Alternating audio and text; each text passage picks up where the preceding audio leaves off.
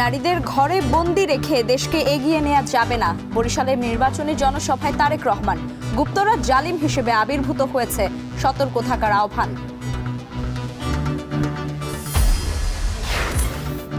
কোনো বাধাই জামায়াতের বিজয় ঠেকাতে পারবে না। কুড়িগ্রামে নির্বাচনী জনসভায় ডাক্তার শফিকুল। কারো হুমকিতে ভয় না পেয়ে নারীদের লড়াই চালিয়ে যাওয়ার আহ্বান।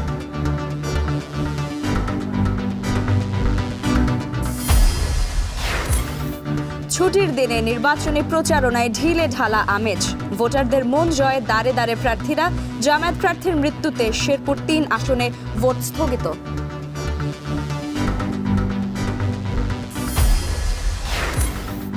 এবং নির্বাচিত হওয়ার পর বেশিরভাগ প্রতিশ্রুতি ভুলে যান জনপ্রতিনিধিরা। অভিযোগ ভোটারদের।